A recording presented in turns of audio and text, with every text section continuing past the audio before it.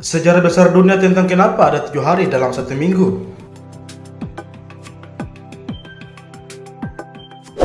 Kita mengenal konsep waktu seperti 7 dalam seminggu, 24 jam sehari, 60 menit dalam sejam, dan 60 detik semenit.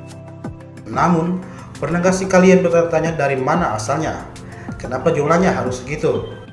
Penasaran? Mari sama-sama kita simak penjelasannya. Namun sebelum kita ke videonya, mari sama-sama kita bangun channel ini dengan cara subscribe dan aktifkan tombol loncengnya.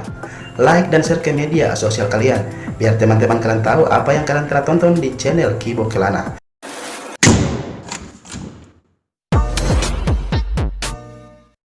Konsep hari, bulan, dan tahun berasal dari rotasi dan revolusi antara bulan, bumi, dan matahari. Seperti yang pernah kita tahu dalam pelajaran sekolah, konsep sehari berasal dari jangka waktu bumi berotasi terhadap orbitnya sendiri dalam sekali putaran. Sementara, konsep bulan berasal dari waktu revolusi bulan terhadap bumi dalam sekali putaran. Untuk konsep tahun adalah waktu revolusi bumi terhadap matahari sekali putaran. Terus bagaimana dengan konsep waktu yang lain? Mari sama-sama kita simak penjelasannya.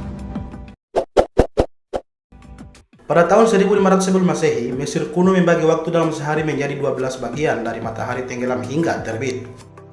12 bagian tersebut berdasarkan jumlah bintang tertentu yang muncul saat matahari tenggelam hingga muncul. Kemudian menjadi 24 bagian dan disebut jam saat digabungkan dalam sehari. Sementara pada tahun 2000 sebelum Masehi, Babilonia menggunakan sistem angka 60 untuk membuat perhitungan astronomi. Mereka menggunakan angka 1, 60, dan 3600 untuk menghitung. Hal tersebut sama dengan kita menghitung 1, 10, hingga 100 di zaman modern ini. Kemudian, perhitungan 60 ini akhirnya digunakan untuk menit dan detik di abad ke-16. Untuk seminggu, Babilonia menerapkan angka 7 yang karena angka tersebut adalah angka kepercayaan mereka. Angka 7 yang menjadi angka kepercayaan Babilonia berasal dari Seven Heavenly Bodies, yaitu matahari, bulan, Mars, Jupiter, Venus, Saturnus, dan Merkurius. Babilonia pun melihat bahwa bentuk bulan berubah setiap 7 hari. Sistem 7 hari tersebut juga dipakai kalangan Yahudi. Kemudian Kaisar Romawi Konstantinus meresmikan 7 hari dalam seminggu. Jadi 7 hari dalam seminggu adalah tradisi yang turun-temurun. Setelah menjalani sejarah yang panjang, kita memiliki 7 hari dalam seminggu. Sistem tersebut telah turun-temurun dan disepakati sampai zaman saat ini. Jadi bagaimana pendapat kalian?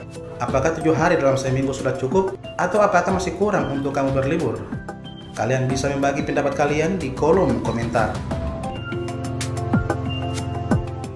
Sebelum Anda meninggalkan video ini, mari sama-sama kita bangun channel ini guys dengan cara subscribe dan aktifkan tombol loncengnya.